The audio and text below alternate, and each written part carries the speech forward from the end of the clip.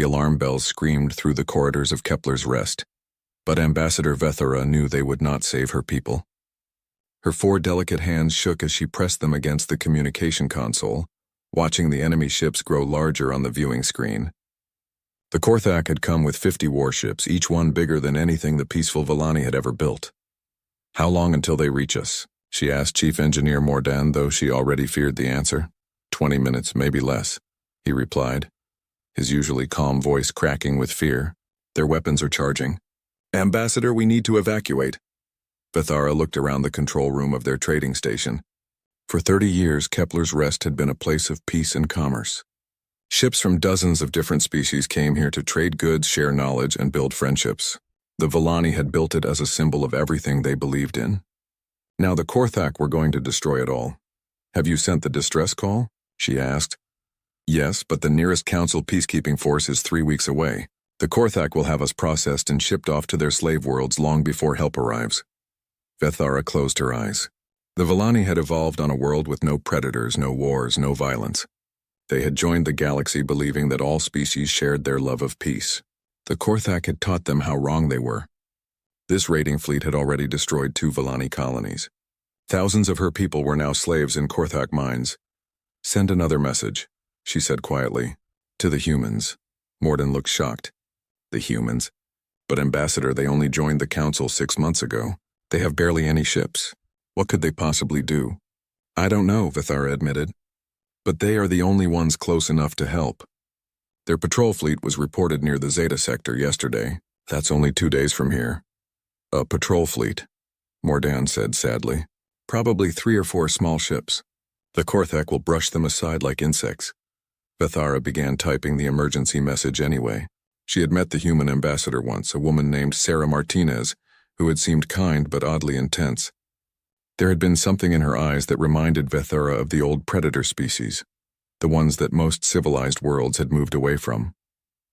But humans claimed to be peaceful traders and explorers, just like the Villani. The message was simple: Kepler's Rest under attack by Korthak raiding fleet. 50 enemy warships. Request immediate assistance.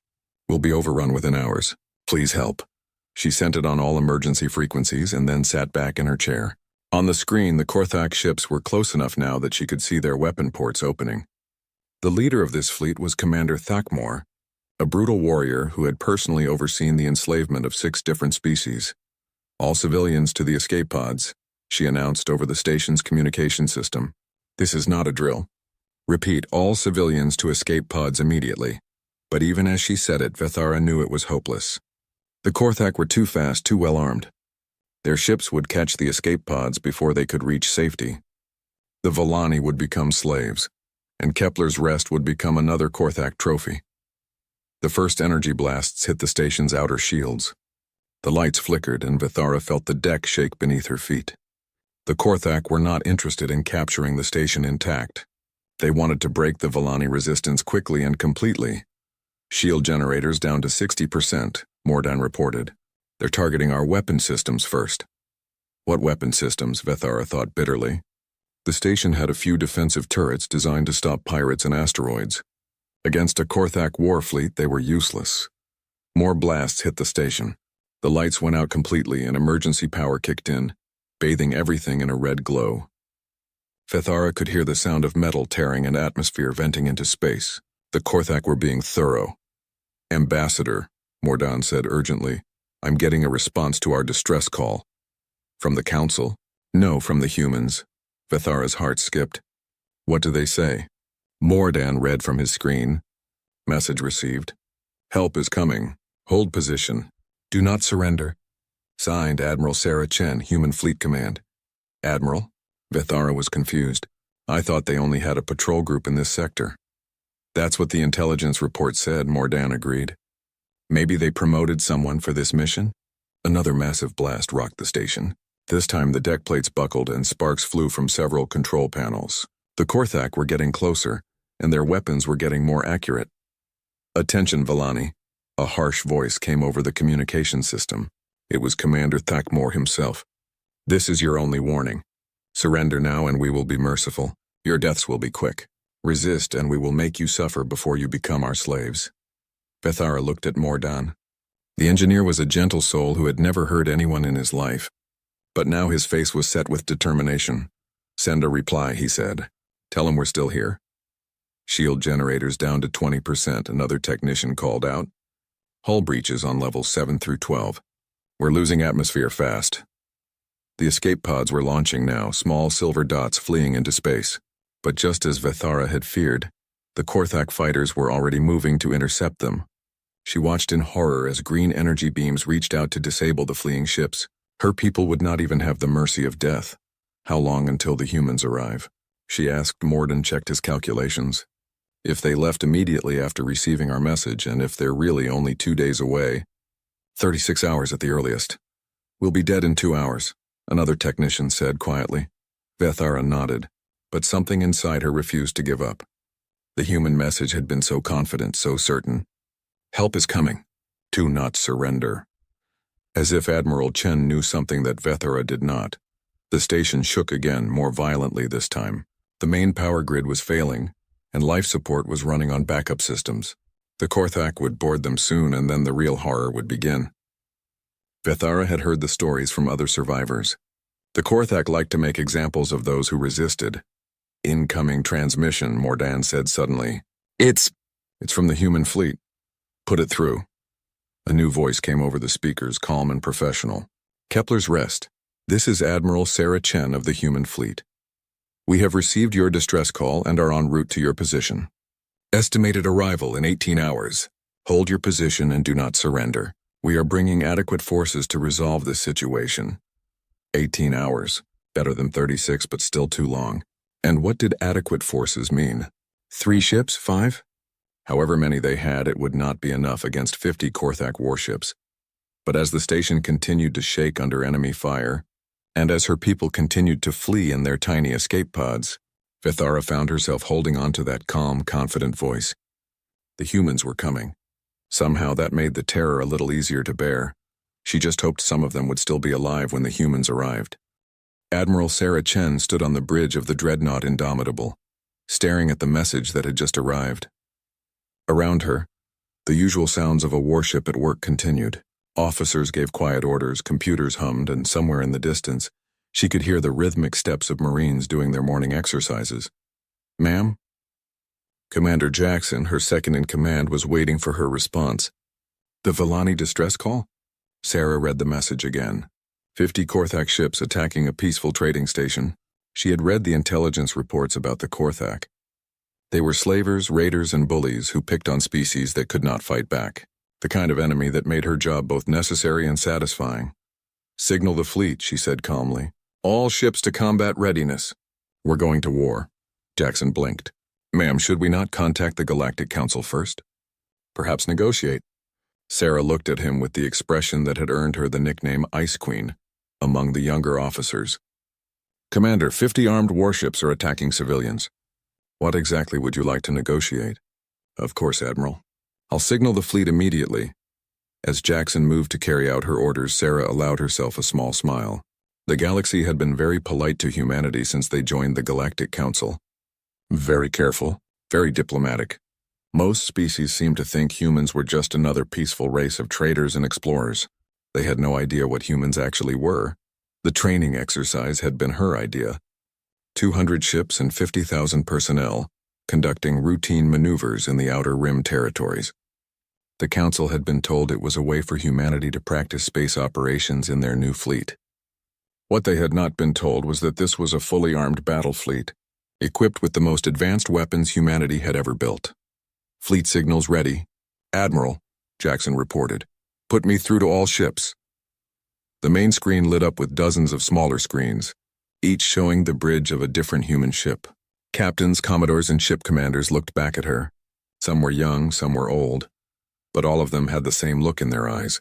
They were warriors, and they had been waiting for this moment. "Ladies and gentlemen," Sarah began, "we have received a distress call from Kepler's Rest. A peaceful trading station operated by the Villani is under attack by a Korthak raiding fleet. 50 enemy ships, unknown number of civilians at risk." She could see the change in their faces. The boredom of training exercises was gone, replaced by cold professional focus. "The Korthak are slavers," she continued. They capture entire populations and sell them to the highest bidder. They have already destroyed 2 Villani colonies. Today, they made the mistake of attacking civilians while humanity was nearby. Captain Rodriguez of the carrier Valkyrie spoke up. Rules of engagement, Admiral?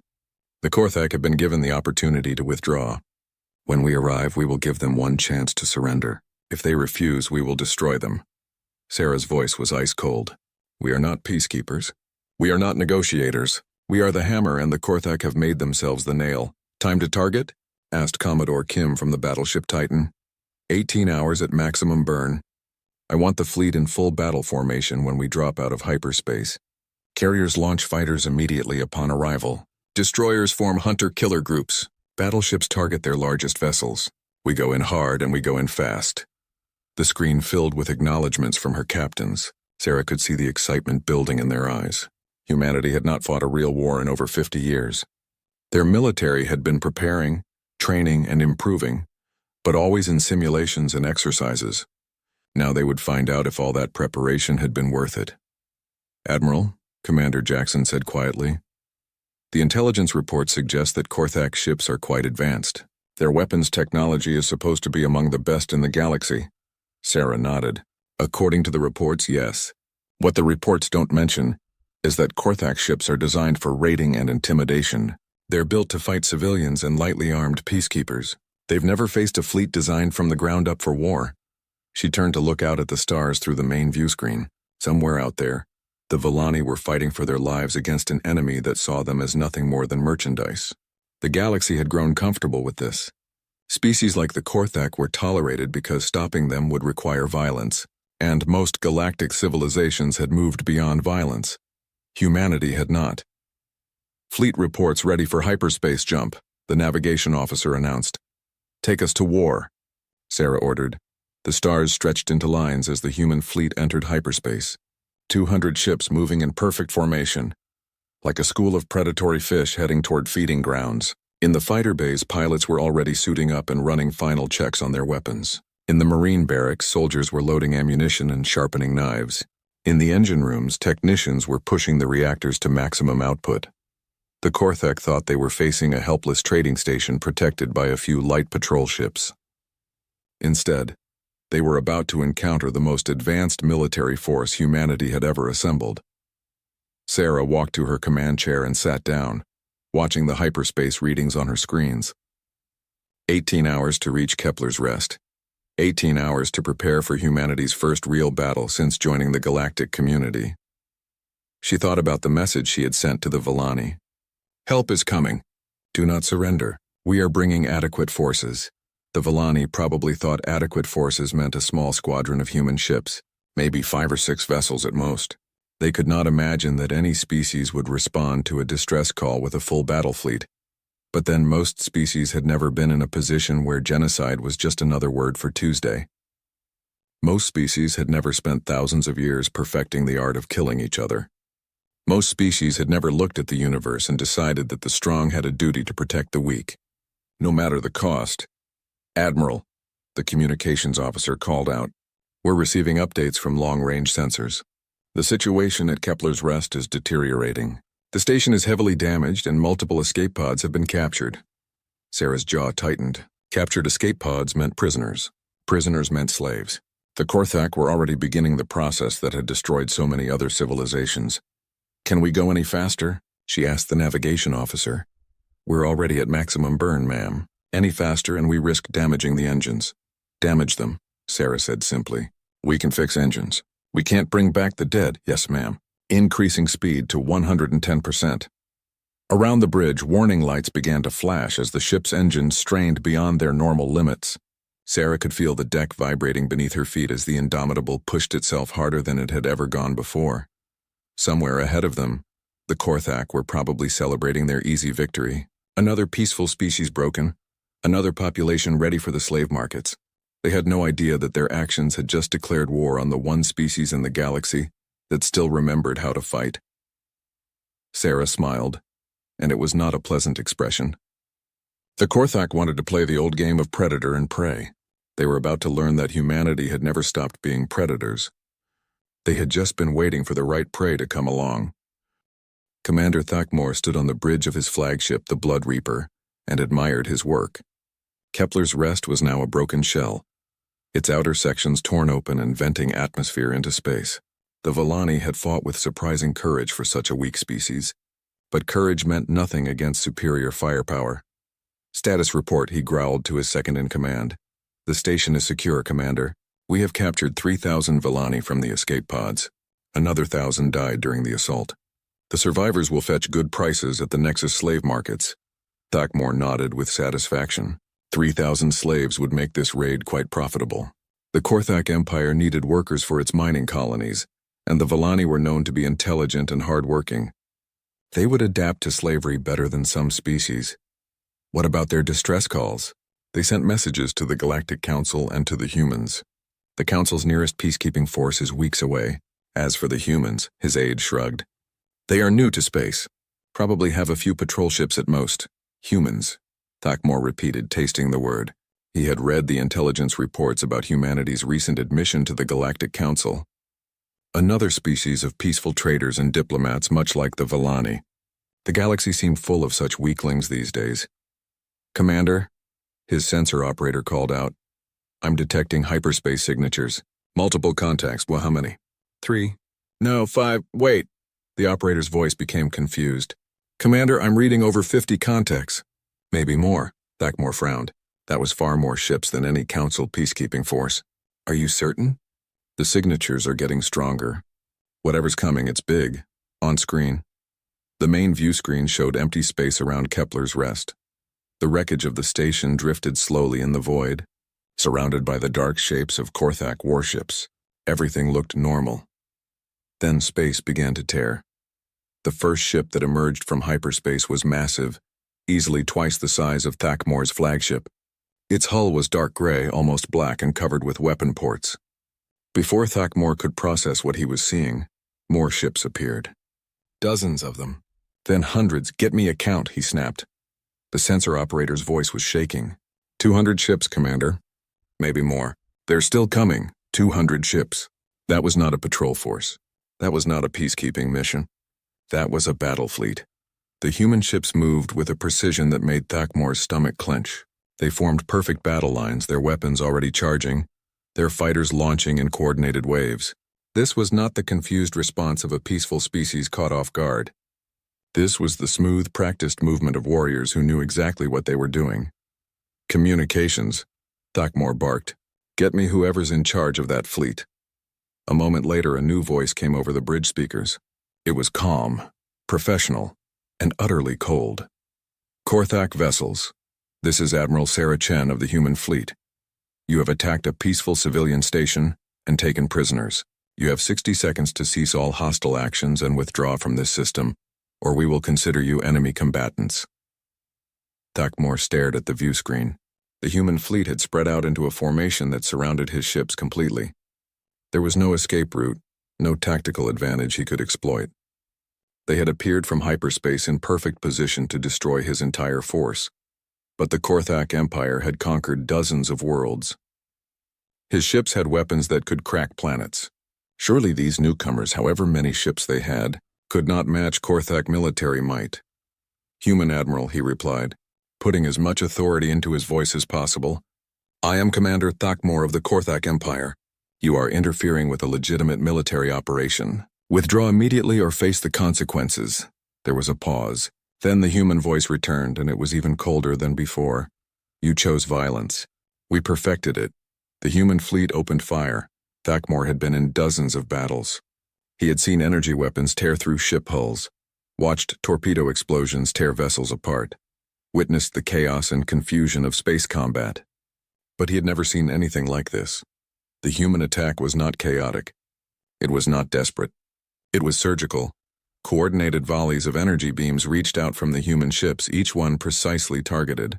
Thakmor watched in shock as 3 of his destroyers simply ceased to exist, torn apart by weapons that seemed to cut through their shields like they were not even there. "Return fire," he screamed. His ships tried to respond, but the humans had already moved.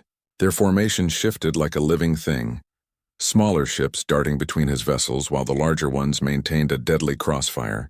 Korthak energy beams lashed out but hit only empty space where human ships had been moments before. More Korthak ships died.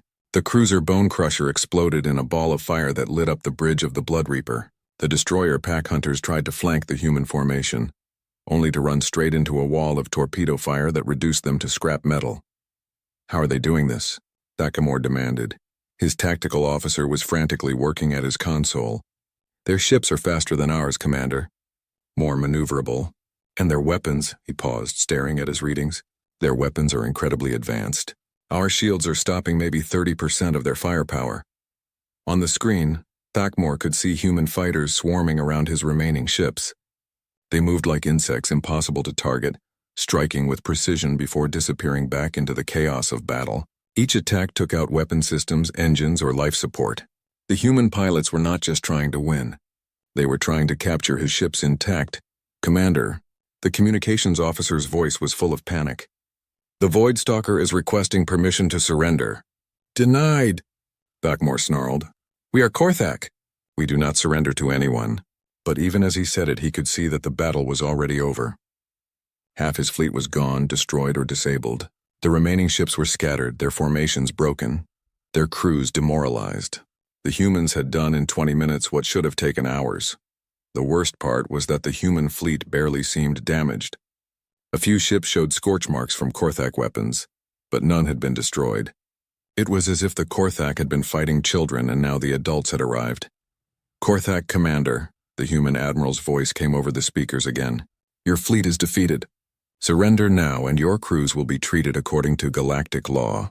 Continue fighting and we will finish what you started. Thakamor looked around his bridge. Half his officers were dead or wounded. His ship's weapons were offline and his engines were failing. Through the view screen, he could see human marines preparing to board his remaining vessels.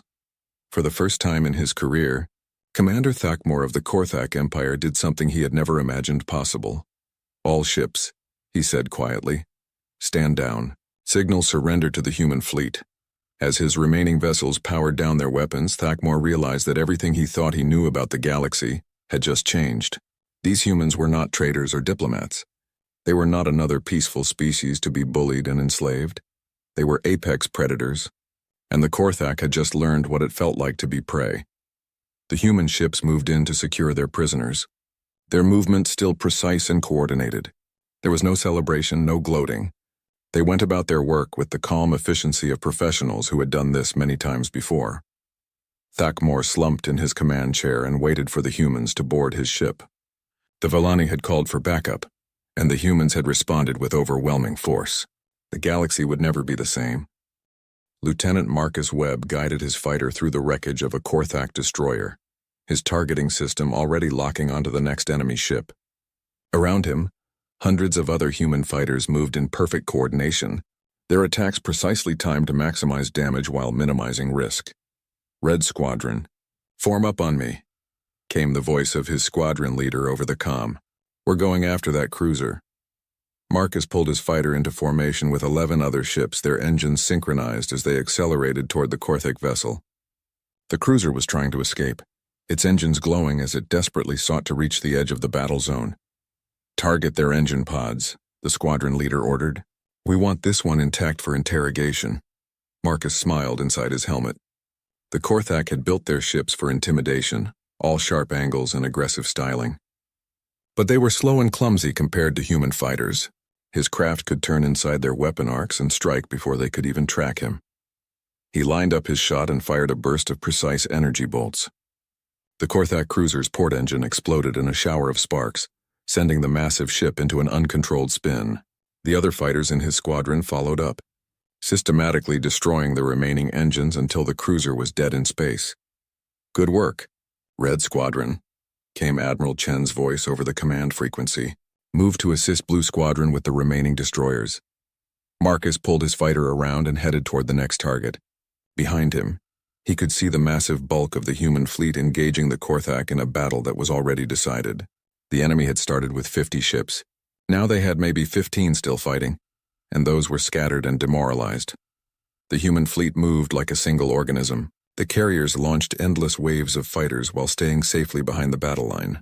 The destroyers worked in packs, surrounding and destroying larger Korthak vessels with coordinated attacks. The battleships provided heavy fire support, their massive guns reaching out to cripple enemy ships from long range. It was beautiful, in a deadly sort of way. On the bridge of the Indomitable, Admiral Chen watched the battle unfold with professional satisfaction. Her fleet was performing exactly as trained, each ship fulfilling its role in the larger plan. The Korthak were brave fighters, she had to give them that. But bravery meant nothing against superior tactics and technology. "Admiral," Commander Jackson reported, "the Korthak flagship is requesting surrender terms." "About time," Chen replied. "Signal all ships to cease fire on vessels that have surrendered, but keep weapons locked on anyone still fighting." She watched as more Korthak ships powered down their weapons and shields. The smart ones were giving up. The stubborn ones were being systematically destroyed by her fleet.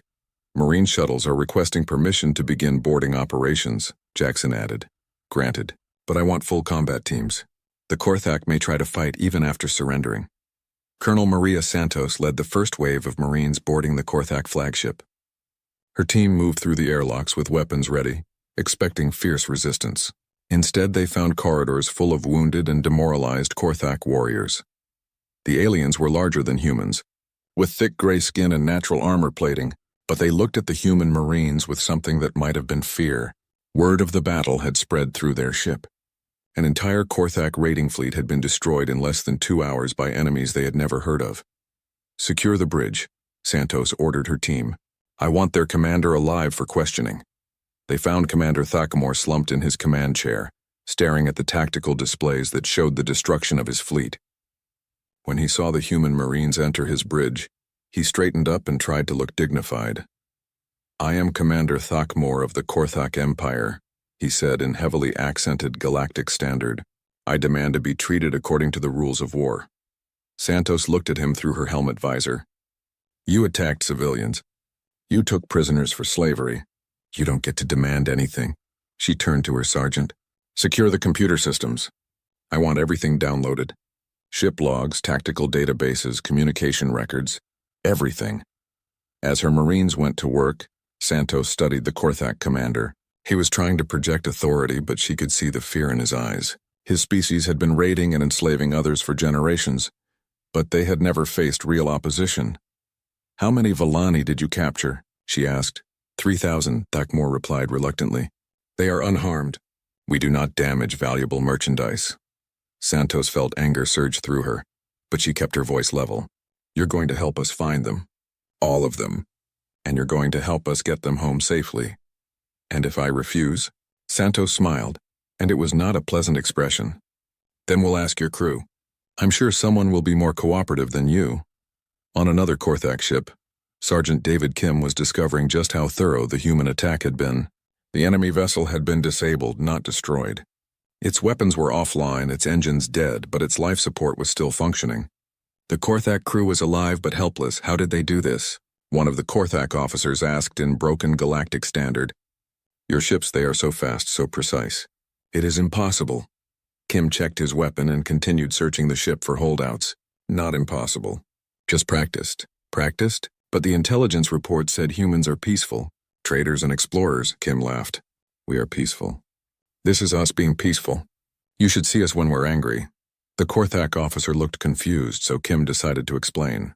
"You attacked civilians. Innocent people who never hurt anyone. That made us angry. This," he gestured around the disabled ship, "this is us being restrained." Meanwhile, in the medical bay of the human carrier Valkyrie, Dr. Jennifer Hayes was treating the first group of rescued Vallani. The aliens were in bad condition, showing signs of stress and malnutrition from their brief captivity. But they were alive and they were free. "How many humans came?" asked one of the Vallani refugees, a young female with large frightened eyes. 200 ships, Dr. Hayes replied as she treated a burn on the alien's arm. "About 50,000 people total." The Vallani's eyes grew even larger. 50,000 for us?" "For anyone who needs help," Dr. Hayes said simply. "That's what we do." She had seen the intelligence reports about the Korthak Empire. They controlled dozens of star systems through fear and slavery. They had been operating for centuries without serious opposition, because most galactic civilizations preferred negotiation to war. Humanity preferred results. "Doctor," her assistant called out, "we're getting more refugees from the other ships. Looks like the Marines found the main holding area." Dr. Hayes nodded and prepared for the next wave of patients. Around her, the medical team worked with efficient compassion, treating injuries and trauma with equal skill. These Villani would go home to their families. The Korthak would face justice, and the galaxy would learn that some species still believed in protecting the innocent. On the bridge of the Indomitable, Admiral Chen was receiving final reports from her fleet commanders. Korthak fleet completely neutralized, Captain Rodriguez reported from the carrier Valkyrie. 37 ships destroyed, 13 captured intact. All Villani prisoners recovered alive. Casualties? Chen asked. Minor damage to 6 of our ships, 17 wounded, no fatalities, Chen nodded. The battle had gone better than even her most optimistic projections. The Korthak had been completely outmatched, not just in numbers but in technology and tactics. "Begin salvage operations," she ordered. "I want those Korthak ships studied. Their technology, their databases, their communication codes. Everything." She turned to look at the tactical display, where the wreckage of the Korthak fleet drifted among the stars. The battle was over, but the war was just beginning. The Korthak Empire was vast, with hundreds of ships and thousands of slaves. Today's victory was just the first step, but it was an important step. The galaxy would see what had happened here. They would see that the Korthak could be beaten, that slavers and raiders were not invincible. And they would see that humanity was not just another peaceful species of traders. They were the galaxy's new apex predators, and they had just announced their presence with overwhelming force. Ambassador Kethvar of the Galactic Council stood in the emergency session chamber, watching the recording for the 3rd time. On the massive central screen, the battle at Kepler's Rest played out in silent majesty. 200 human ships appearing from hyperspace, forming perfect battle lines, and then systematically destroying a Korthak raiding fleet that had terrorized the galaxy for decades. "How many ships did you say the humans sent?" asked Ambassador Veltar from the Hegemony worlds. 212, according to our sensors," Kethvar replied, still staring at the screen. "Plus fighter craft, support vessels, and approximately 50,000 military personnel." The chamber erupted in shocked whispers. Every species represented in the council had read the same intelligence reports about humanity. A peaceful race of traders and explorers who had recently achieved faster-than-light travel. Their admission to the council 6 months ago had been routine, almost boring. "This changes everything," said Ambassador Zorthak from the Crystal Republics. "If the humans can deploy this kind of force for a simple rescue mission, what else are they capable of?" Kethvar did not answer immediately. He was thinking about the human ambassador, Sarah Martinez, who always sat quietly during council meetings and never raised objections to any proposals. She had seemed so reasonable, so diplomatic. Had she known? Had she been sitting there planning for war while everyone else talked about trade agreements? "We need to contact the human government immediately," announced Ambassador Feldor from the merchant guilds. This action was taken without council approval. There must be consequences. Consequences? Kethvar looked at his colleague with disbelief. They saved 3,000 Villani civilians from slavery. They defeated the most dangerous raiding fleet in this sector. What consequences would you suggest? They deployed a battle fleet without informing the council, Feldor insisted. That violates several treaties about military operations in neutral space. The argument was interrupted by the chamber doors opening. Ambassador Martinez walked in, flanked by 2 human aides. She looked exactly the same as always. Calm, professional, and completely unintimidating.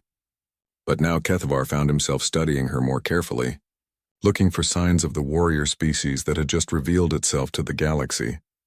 "Honored ambassadors," Martinez said, taking her place at the human delegations table. "I understand you have questions about recent events at Kepler's Rest." "Questions?" Ambassador Feldor was practically sputtering. "Your people deployed a war fleet without permission. This is a violation of what exactly?" Martinez interrupted, her voice still perfectly polite. "The Council Charter clearly states that member species have the right to defend themselves and protect civilians from illegal aggression. The Korthak attack on Kepler's Rest was both unprovoked and in violation of 17 different galactic laws." She activated a holographic display above her table, showing detailed legal citations. "The Villani requested assistance. We provided it. End of story. Kithvar leaned forward. Ambassador Martinez, our intelligence report suggested that humanity possessed a small exploration fleet. Perhaps a dozen ships at most. Where did this battle fleet come from?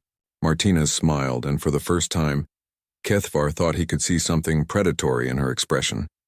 Our intelligence reports were apparently incomplete. Humanity maintains a substantial military force for defensive purposes. Defensive? Ambassador Zorthak's crystal carapace was glowing with agitation. 200 ships is not defensive. That is an invasion force, is it? Martinez asked mildly. The Korthak brought 50 ships to attack civilians. We brought enough ships to stop them. Would you have preferred that we let the Villani be enslaved? The chamber fell silent. None of them could argue with the result. The Villani were free. The Korthak raiding fleet was destroyed, and civilian casualties had been minimal. By any objective measure, the human response had been both effective and proportional, but it had also been terrifying. Meanwhile, in the Korthak home system of Vorkesh, Supreme Commander Grakthor was reading the reports from Kepler's Rest with growing horror. An entire raiding fleet destroyed in 2 hours, 50 ships that had conquered dozens of worlds, reduced to scrap metal by an enemy they had never encountered before. How is this possible? He demanded of his intelligence chief. The humans are supposed to be weak, peaceful traders with no military experience. The intelligence was wrong, Supreme Commander, the chief replied nervously. It appears that humanity has been concealing their true capabilities. Grakthor studied the tactical analysis of the battle. The human ships had moved with precision that spoke of extensive training and experience. Their weapons technology was clearly superior to anything the Korthak possessed. Most disturbing of all, they had won the battle without losing a single ship. What do we know about their fleet strength? He asked. Unknown, Supreme Commander. If they can deploy 200 ships for a rescue mission, their total fleet could be much larger, possibly thousands of vessels, thousands of ships. Grakthor felt something he had not experienced in decades: fear. The Korthak Empire was built on the principle that superior force could overcome any opposition. But what happened when you encountered a force that was superior to yours? Cancel all raiding operations in human space, he ordered. Recall our fleets to defensive positions, and send a diplomatic message to the human government. Tell them we wish to discuss terms. The intelligence chief looked shocked. Terms, Supreme Commander? We do not negotiate with our enemies. We do when they can destroy our entire fleet in 2 hours, Grakthor replied grimly. Back on the human homeworld of Earth, President Elena Vasquez was meeting with her military advisors in the secure briefing room beneath the Capitol building. The walls were covered with tactical displays showing ship positions throughout human space. The council session went about as expected, she told Admiral Chen, who had returned from Kepler's Rest the day before. Lots of shock, some anger, and a great deal of fear. Any formal protests? Chen asked. Several, but nothing they can actually act on. We followed galactic law to the letter. Vasquez smiled. Your suggestion to record everything paid off. The legal department is very happy with the documentation. She turned to look at the star charts on the wall. Red markers showed known Korthak positions, while blue markers indicated human fleet deployments. What's our next move? The Korthak are already pulling back their raiding fleets, Chen reported. Our intelligence suggests they're concentrating forces around their core worlds. Classic defensive posture. They're scared, added General Morrison from the Army. They thought they were the apex predators in this part of the galaxy. Now they know better. Vasquez nodded. And the other species? Mixed reactions, Chen replied. Some are grateful that someone finally stood up to the Korthak. Others are worried about human intentions. A few are sending diplomatic feelers about possible alliance. Agreements. Good, that's exactly what we wanted. Vasquez had been planning for this moment since humanity first learned about the Galactic community, a galaxy full of peaceful species, terrorized by bullies and raiders with no one willing or able to fight back. It had been an opportunity too good to pass up. Ma'am. An aide entered the room with an urgent message. The Villani government has sent a formal alliance proposal. They're offering exclusive trading rights and military basing agreements in exchange for protection.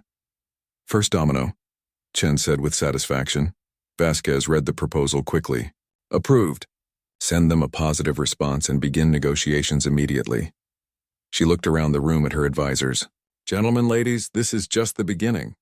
The galaxy spent centuries building a system based on diplomacy and negotiation, very civilized, very peaceful, and completely unable to deal with species that prefer violence. She stood up and walked to the star chart.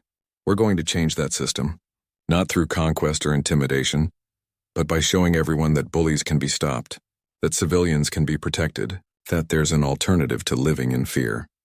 And if other species object to our methods, asked General Morrison. Vasquez smiled. Then they can try to stop us. But I suspect most of them will be too busy asking for our help. On the bridge of the Indomitable, now patrolling the border between human and Korthak space, Admiral Chen was reading the latest intelligence reports. The Battle of Kepler's Rest, as it was already being called, had sent shockwaves throughout the galaxy. Trade routes were shifting as merchants sought the protection of human space. Diplomatic missions were arriving daily with requests for assistance. And in the darker corners of the galaxy, raiders and slavers were having second thoughts about their career choices. Admiral, Commander Jackson reported, we're receiving a priority message from Earth. New orders. Chen read the message and smiled. Another distress call, this time from a mining colony under attack by pirates. The locals had specifically requested human assistance. Signal the fleet, she ordered. We have work to do. As the human ships changed course toward their next mission, Chen reflected on how much the galaxy had changed in just a few days. The Villani had called for backup, expecting maybe a few patrol ships. Instead, they had gotten a demonstration of what humanity could accomplish.